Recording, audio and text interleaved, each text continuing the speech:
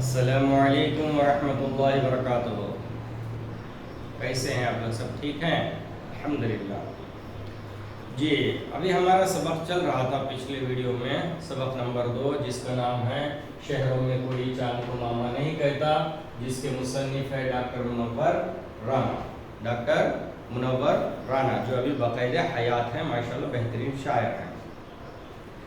چلیے تیسرا حصہ جو ہے ہم کر رہے ہیں، صفحہ 18۔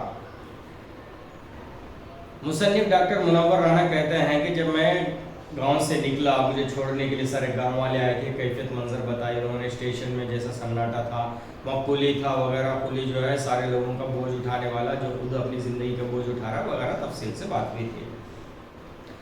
جب میں جو ٹرین آ گئی تو ٹرین میں بیٹھ گیا تو اس وقت کی کیا کیفیت ہے، الوداع اور خدا حافظ کی آوازوں نے مجھ پر سایہ کر دیا، یعنی سب لوگوں نے جو ہے جب ٹرین جانے لگی تو خدا حافظ، الوداع، جائیے، اللہ حافظ۔ میں نے تمام لوگوں کو بآواز بلند سلام کیا، میرے سلام کا جواب سبھی نے دیا، لیکن ایسا لگا کہ جیسے سب نے جواب نہیں دیا، تو کون جواب نہیں دیے، یہ آگے آئے گا۔ میں نے نگاہ اٹھا کر دیکھا تو چندہ ماما کھڑے مسکرا رہے تھے، انہوں نے جواب نہیں دیے۔ ریل گاڑی منزل کی طرف چلنے لگی، زندگی نے بھی پٹریاں تبدیل کی، زندگی بھی اب گاؤں کی زندگی شہر کی زندگی میں بدلنے جا رہی تھی۔ منظر، اجالا، آنسو، بچپن، کھلونے، آندھیاں، گھروندے، چراغ، جگنو، جھیل، چڑیاں، پیڑ، شاخیں، جھولا، ساون، پتجھڑ، مسجد کا مینار، مندر کا کلش، محبتیں، مروتیں، شفقتیں، یہ سب چیزیں اپنی شناخت بدل رہی تھی۔ میری صرف 2 آنکھیں اور یہ لامتناہی منظر کا سلسلہ، بس دیکھنے کے لیے میرے پاس 2 آنکھیں تھے، لیکن یہ جو ویو ہے لامتناہی، کبھی اینڈ نہ ہونے والا سلسلہ شروع ہو گیا۔ پھر رات جگنوں سے سرگوشی کرتی ہوئی سورج کو سمجھاتی بجھاتی، کھڑکیوں کے راستے ڈبے میں در آئی، کھڑکیوں کے راستے ڈبے میں اس کی روشنی آئی۔ نیند نے بڑھ کر اس کا استقبال کیا، یعنی تھکی ہوئی تھی طبیعت، اچھے سے نیند لگ گئی، اور دونوں نے مل کر مجھے حقیقت کی دنیا سے نکال کر خوابوں کی خوبصورت وادی میں پہنچا دیا، بہترین گہری نیند لگ گئی۔ ٹرین ہچکولے لیتی ہوئی بڑھتی رہی، ٹرین جب جاتی نا تو دھچکے لیتے ہوئے بڑھتی رہی اپنی منزل کی طرف۔ راستے میں کبھی دریاؤں نے اس کا راستہ بلی کی طرح کاٹا، یعنی ٹرین ایسا جا رہی ہے، ایسا دریا آ گیا، ایسا لگتا ہے جیسے دریا بلی کی طرح کاٹ رہی ہے۔ کبھی پہاڑوں نے رکنے کا اشارہ کیا، لیکن جاویداں پہ ہم دواں، ہم ہر دم جواں ہے زندگی، زندگی دوڑتی ہوئی زندگی، زندگی روتی ہوئی زندگی، زندگی شہر کی زندگی، بڑی بڑی سڑکیں، اونچی اونچی عمارتیں، لمبی لمبی کاریں۔ میں ریل کے ڈبے سے اترا تو دیکھا کہ چندہ ماما میرے قریب ہی کھڑے مسکرا رہے ہیں۔ میں اب سمجھا کہ انہیں تو میرے ساتھ آنا تھا، اس لیے انہوں نے مجھے رخصت نہیں کیا۔ گاؤں میں سب نے الوداع کا رخصت کیا تو صرف چندہ ماما نے رخصت نہیں کیا، کیوں؟ ان کو میرے ساتھ آنا تھا۔ تیز روشنیوں میں نہائی ہوئی سڑکیں، اونچی عمارتیں مگر بند سے مکان۔ گاؤں میں کیا ہوتا ہے، کھلے کھلے مکان پڑے رہتے، چھوٹے چھوٹے مکانات مٹی کے، بڑے بڑے جو ہے صحن ہوتے تھے، کھلے رہتے تھے، رات میں بھی جو ہے وہ لوگ قفل نہیں کرتے۔ لیکن شہروں میں کیا ہوتے ہیں، یہ سب مکانات مقفل ہوتے ہیں۔ کمرے مصنوعی ٹھنڈک اور پھولوں سے آراستہ، دریچے بند، دریچے بولتے کھڑکیاں، کمرے جو ہے رومز، مصنوعی ٹھنڈک بولتے اے سی، ایئر کنڈیشن سے جو ہے بالکل ٹھنڈا، باہر کی ہوا سے نہیں، ایئر کنڈیشن سے، اور پورے روم جو ہے پھولوں سے ڈیکوریٹڈ ہے، اور کھڑکیاں سب بند ہیں، دریچے بولتے کھڑکیاں۔ راستے گاڑیوں سے بھرے ہوئے، آنکھیں ہوس سے بھری ہوئی، ہوس بولتے لالچ، دل کدورت سے بھرے ہوئے، کپڑے خوشبوؤں سے بھرے ہوئے، دیواریں اشتہاروں سے لدی ہوئی ہیں۔ دیواریں کیا ہیں، یہ پوسٹروں سے لدی ہوئی ہیں، بہت زیادہ، کہاں دیکھو تو وہ پوسٹر ہیں، ٹھیک ہے۔ اور خوشبو کپڑوں میں، لیکن دل کدورت سے بھرے ہوئے۔ ہر سڑک جیسے راہ وفا، گزرنا دشوار، اتنی الجھنیں کہ صبرنا دشوار، اتنا بوجھ کہ مرنا دشوار، اتنی جلدی کہ ٹھہرنا دشوار۔ جب زندگی اتنی تیز رفتار ہو جائے تو پھر کیسی رشتہ داری، کیسی رشتہ داری، کیسا خلوص، کیسا احترام، کیا ضرورت ہے چندہ ماما سے ملنے کی، گفتگو کرنے کی۔ تو کیا خلوص کا تعلق خود غرضی سے تھا؟ تو کیا خلوص کا تعلق خود غرضی سے تھا؟ رشتہ داری کا تعلق ضرورت سے تھا؟ انتظار کا رشتہ ہوس سے تھا؟ ممکن ہے ایسا ہی ہو، ممکن ہے ایسا ہی ہو، پاسبل ہے۔ یا پھر شہر کا مزاج ذرا مختلف ہو، ڈیفرنٹ ہو، لیکن مزاج سے کیا ہوتا ہے؟ انسانیت تو خوشبو ہے، خلوص تو جادو ہے۔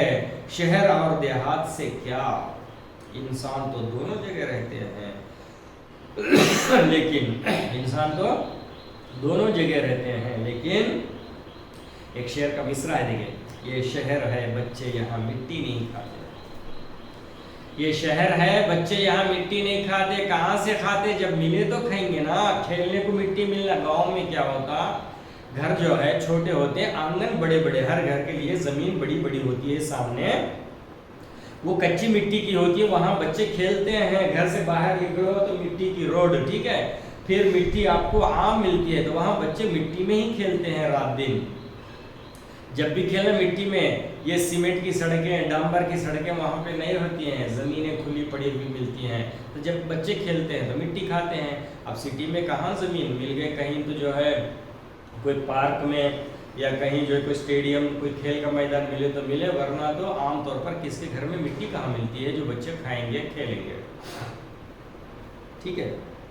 چلیے اس کے نیچے دیکھیے، سمجھنا، اظہار خیال کرنا۔ یہاں تک الحمدللہ سبق ختم ہو گیا۔ سبق الحمدللہ آپ کو سمجھ میں آ گیا ہوگا۔ یہ آپ کو سمجھنا ہے، بولنا ہے، لکھنا نہیں ہے۔ شہر عظیم ہوتا ہے یا گاؤں؟ شہر عظیم، عظیم مطلب گریٹ ہوتا ہے یا گاؤں؟ آپ کس کی تائید میں گفتگو کریں گے، کس کے فیور میں گفتگو کریں گے، بات کریں گے، کیوں، اس کی وجہ بھی بتانا ہے۔ کسی کو شہر پسند ہے، کسی کو گاؤں پسند ہے، گاؤں کی چیزیں بھی آپ نے پڑھا ہے، شہر کی چیزیں بھی پڑھا ہے۔ اب کون جو ہے آپ کی نظر میں عظیم ہے، بڑا ہے، وہ آپ بتائیے۔ بڈبا، ماضی سے ہم تقابل کرتے ہیں تو پتہ چلتا ہے کہ گاؤں چھوڑ کر شہروں کی طرف جانے والے لوگوں کی تعداد، کوانٹٹی بڑھتی جا رہی ہے۔ گاؤں سے سٹی آنے والوں کی تعداد بہت بڑھتی جا رہی ہے۔ اس کی کیا وجہ، اس کی وجوہات کیا ہو سکتی ہیں، معلوم کیجئے اور بحث میں حصہ لیجئے۔ جی، ذیل کے جملے سبق کے کون سے پیراگراف میں ڈھونڈ کر خط کشید کر دیجئے، اس کو چھوڑ دیجئے۔ بڈدال، سبق پڑھیے اور گاؤں و شہر کی خصوصیات کو جدول میں لکھیے۔ آپ سبق پڑھے ہیں، یہاں پہ باکس بنے ہوا ہیں، یہاں پہ اسی میں ریڈر میں لکھنا ہے، آپ کو کلاس ورک میں لکھنا نہیں ہے۔ گاؤں کی خصوصیات یعنی اسپیشلٹیز، شہر کی خصوصیات، سٹی کی اسپیشلٹیز آپ کو لکھنا ہے، ٹھیک ہے۔ گاؤں کی خصوصیات کیا ہیں؟ وہاں آب و ہوا اچھی ملتی ہے، صاف ستھری ملتی ہے، دلوں میں محبت والے ملتے ہیں، ٹھیک ہے۔ وہاں پر جو ہے پانی مانگے تو مٹھائی نہیں تو کم سے کم گڑ ملتی ہے، وغیرہ خصوصیات لکھنا ہے۔ ایک آدمی کی موت کو پورے گاؤں کی موت سمجھا جاتا ہے۔ شہر کی خصوصیات یہ ہیں، یہاں 24 اور 24 گھنٹے بجلی کا انتظام ہوتا ہے جی، اور تعلیمی ادارے اویلیبل ہوتے ہیں، مہیا ہوتے ہیں، یعنی پڑھائی کے لیے اسکولز وغیرہ، اور دواخانے بھی جو ہے بڑے بڑے یہاں پہ ہمیشہ مہیا ہوتے ہیں۔ یہاں پہ جو ہے سواریوں کا انتظام ہوتا ہے رات دن کہیں آنے جانے کے لیے، اور آدھی رات کو بھی کھانا ملتا ہے، کوئی مہمان آ گئے تو اس طریقے سے آپ کو کیا کرنا ہے، بولنا یا لکھنا ہے اس میں ریڈر میں۔ اس کے بعد جو ہے ایک اقتباس ہے، دیکھیں، بٹھا دیا گیا اقتباس پڑھیے، چند جملے اقتباس کے اختتام میں دیے گئے ہیں، پورا ہونے کے بعد چند جملے سینٹنس دیے گئے، ان کی تائید یا مخالفت کرتے ہوئے جواب لکھیے۔ آپ کو جواب لکھنا ہے، تائید یا مخالفت کرنا، ان کے فیور میں ہے یا اپوزٹ میں ہے، ہاں یہ صحیح ہے یا یہ غلط ہے، اس طرح۔ چماروں کا کنبہ تھا یعنی خاندان، اور سارے گاؤں میں بدنام घेसु एक दिन काम करता तो 3 दिन आराम। ये उसमें है घेसु एक दिन काम करता तो 3 दिन आराम करता।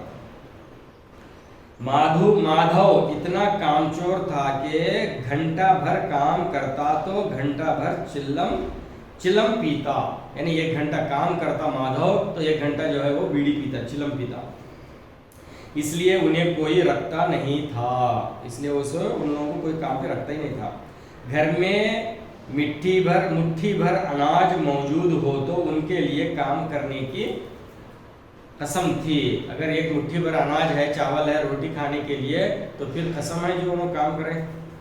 जब 2-1 फाके हो जाते तो घेसु दरख्तों पर चढ़कर लकड़ियां तोड़ लाता और माधव बाजार में बेच आता, और जब तक वो पैसे रहते दोनों इधर उधर मारे फिरते। जब 2-3 दिन भूखे रह जाते, खाने वाने को नहीं है, तो जो है घेसु जो है झाड़ों पे जाके लकड़ियां काट के लाता, कट करके तो वो ले आके माधव बेच के आता मार्केट में, ऐसे पैसों से फिर इधर उधर टाइम पास कर लेते फिरते।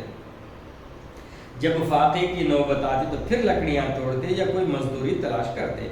गांव में काम की कमी न थी, गांव में काम नहीं मिलता ऐसा नहीं था, काम की कमी न थी। काश्तकारों का गांव था, यानी किसानों का, मेहनत करने वालों का। मेहनती आदमी के लिए 50 काम थे, मगर इन दोनों को लोग उसी वक्त बुलाते जब 2 आदमियों से एक का काम पाकर भी कनात कर लेते। कनात कर लेने के सिवा और कोई चारा ना था, यानी इन लोगों को दोनों को उस वक्त लोग बुलाते, ये दोनों मिलके भी अगर एक आदमी का काम करे तो काफ़ी हो जाता बोल के जब उनको समझ में आ जाता कि चलता भाई काम क्या करेंगे, चलो मजबूरी, तो जब बुलाते इनको। कनात करना बोले तो काफ़ी समझना, उस पर इत्तेफाक कर लेना। यानी जेब में जो है ज़रूरत तो है 500 की, लेकिन 100 रुपये हैं जेब में, तो चलो काम चल जाता, बस इतने में खुश हैं हम, ठीक है, इसको बोलते कनात, कम पे राजी हो जाना। काश दोनों साधु होते तो उन्हें कनाअत और तवक्कुल के लिए, काश दोनों साधु होते, साधु जो होते ना, होते तो उन्हें कनाअत और तवक्कुल के लिए ज़ब्त नफ्स की मुतलक ज़रूरत न थी। साधु होते तो ज़ब्त नफ्स के लिए मुतलक ज़रूरत न थी, कनाअत के लिए। ये उनकी खल्क़ी सिफत थी, उनकी फितरतन सिफत थी, उनका अलग से मेहनत करने की ज़रूरत नहीं रहती थी। अजब ज़िंदगी थी उनकी, घर में मिट्टी के 2-4 बर्तनों के सिवा कुछ असासा न था। असासा होता प्रॉपर्टी, असासा प्रॉपर्टी।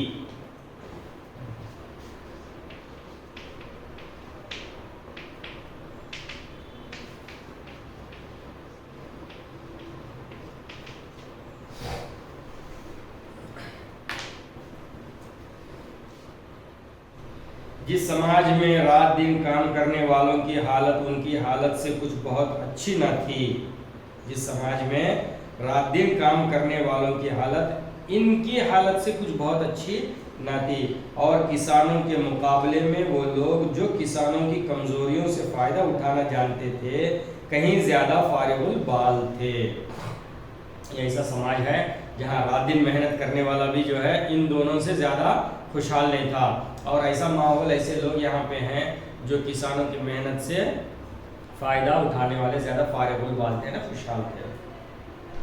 वहाँ इस किस्म की जहनीत का पैदा होना कोई ताज्जुब की बात नहीं थी। कितना भी मेहनत करो, उत्तच है, कमाते तो बिजनेसमैन है, हम काश्तकार हैं, किसान हैं, काम करने वाले खेत में क्या फ़ायदा इतनी मेहनत करके बोल के। अगर ऐसा है तो आईदी बनना या इस तरीके से जहन बनाना कोई अजीब बात नहीं है।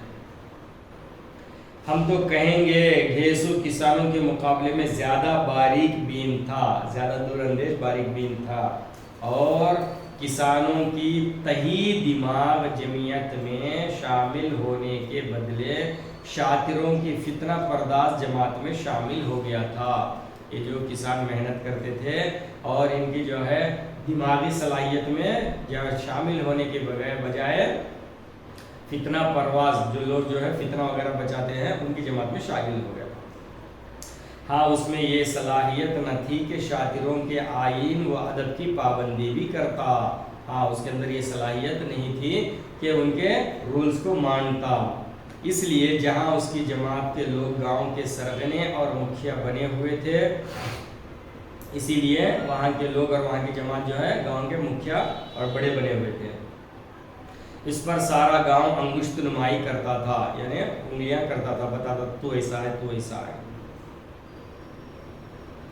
پھر بھی اسے تسکین تو تھی ہی کہ اگر وہ خستہ حال ہے تو کم از کم اسے کسانوں کی سی جگر توڑ محنت نہیں کرنی پڑتی۔ پھر بھی اطمینان رکھتا تھا، کیا کرنا ہے وہ تو ہوں گو یہ، پھر بھی جو ہے کسانوں کی طرح اتنی محنت تو کرنا نہیں پڑ رہا، مجھے کچھ بھی روزی روٹی مل جائے گی۔